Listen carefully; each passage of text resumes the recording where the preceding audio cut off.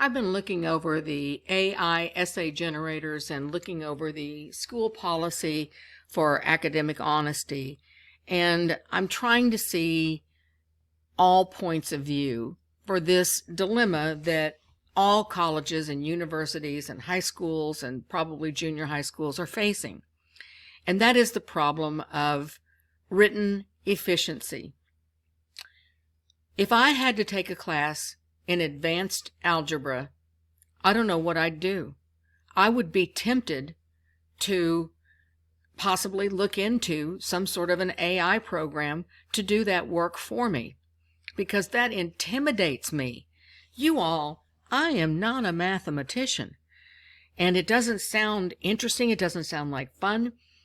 I came out to California. I had to take a big placement test at my age, and it contained all kinds of math.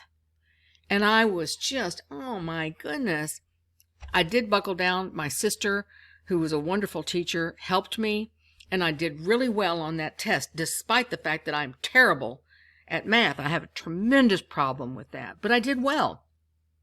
And the feeling of satisfaction I got from doing well was incredible for me. On the other hand, I understand people who work, have families, trying to finish up a degree program, working, then have to go to the grocery store, then have to go home, then have to do. I understand that. And I understand the thinking, this is a class I have to take to graduate. I just need to get through this. Want me to pay $10 for an essay? Fine. Takes one thing off my plate that I have to do. I understand that thinking. However, the problem with that is that the AI technology robs you, the learner, of an experience that's beyond just getting a degree and finishing up a program so that I can do the 5,000 other things I have to do today. Taking the course is an opportunity to grow as an individual and to take on the challenge of writing effective literature. So I spent some time playing around with this AI thing, and I want to share with you what I found from my own research of that. I went to an AI generator and I put in the topic of an essay that I have written, just to see what the AI would generate. First, the first sentence, the word in any paragraph is indented, so we start off with that problem. Now, the way I wrote it, I think is fantastic. Okay, this word has is not correct.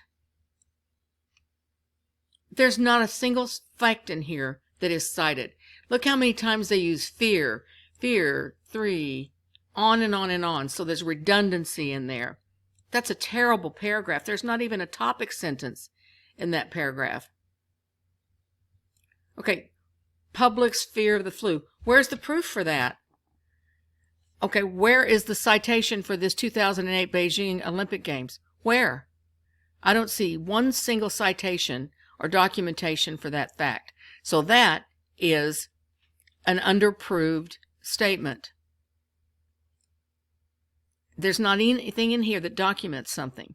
So that is poorly written at best.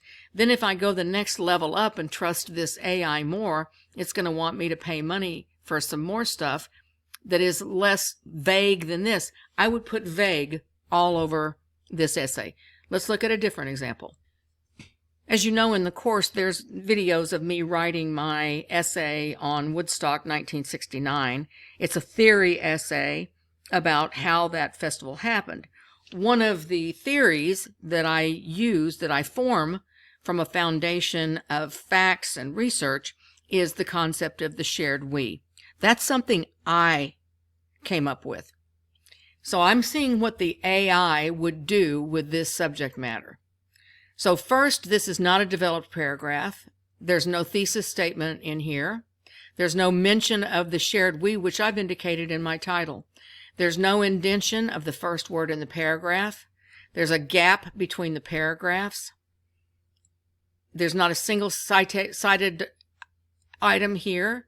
And there's no mention yet of the shared we. Why? Because an AI cannot write a position paper.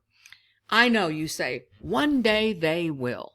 Well, let's talk about that a second. So the day comes, and now an AI program will be able to write a position paper, and it will be able to make an argument essay. It'll be able to evaluate facts and data and make a conclusion and make a position and be able to write that, and it'll be able to do a works cited for you. It'll be able to do citations. Isn't that fantastic? And meanwhile, what did you learn? How to pay $10 or whatever it costs for an AI to do all your thinking for you, so that you don't have to take a position. And that's the point of this course, is to be able to evaluate sources that you learn for your growth, for your potential, for your intellect. And that's the point of this course. And I hope that when that temptation, which I can understand completely, comes up, that the opposite will be stronger. And that opposing view is that you are brilliant. This is worth your time and attention. It's worth mastering this skill. Literacy is a wonderful thing. Being able to express your opinions, your ideas, your thoughts, your positions in an effective rhetorical manner in complete, concise sentences is a wonderful experience. And I hope that that is yours. I hope that you will allow that to be stronger than that quick desire to pay a couple of bucks and get something to write it for you. I hope so. Let's move on in the course, and I wish all the best for you as you move forward.